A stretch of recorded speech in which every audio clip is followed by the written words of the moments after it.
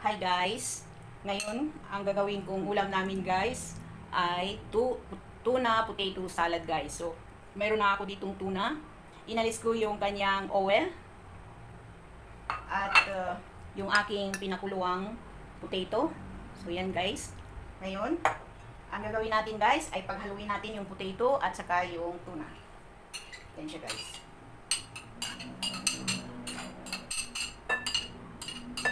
Tapos guys, lagyan natin ng ayan, sibuyas at saka green leaves na sibuyas. Ayan guys.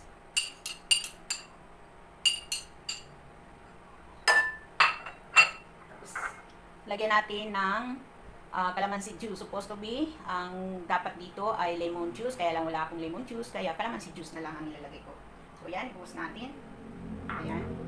At yung vegetable oil ng tuna, ito ang gagamitin ko dito kasi dapat ang ilalagay na oil ay yung olive oil. So wala akong olive oil kaya ito na lang ang aking gagamitin. So ayan guys. Ayan guys. Hahaluin lang natin ito guys.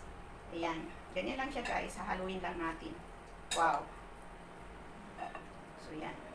Haluin lang natin guys hanggang sa fully blend yung vegetable oil ng ating tuna.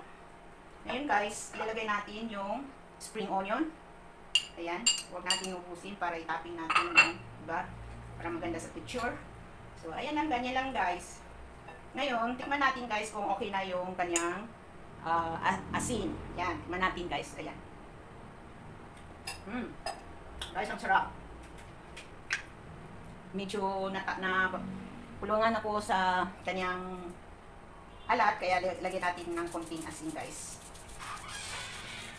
Ayan guys.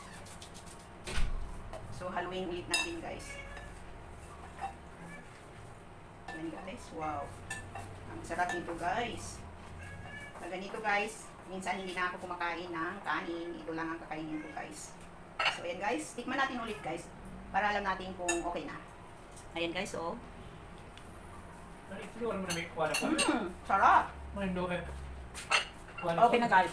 Inhaler po sa pilipat. So ngayon guys, ilagay ko dito guys yung tinira kong spring onion.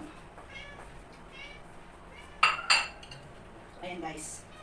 So tapos dito guys, ready na ito guys kainin. Ayan guys, oh. Pakita ko sa inyo. Ayan guys. Diba guys, napakasarap nito guys. Ayan.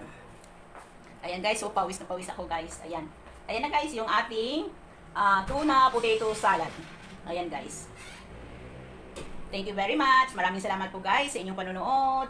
Bye-bye!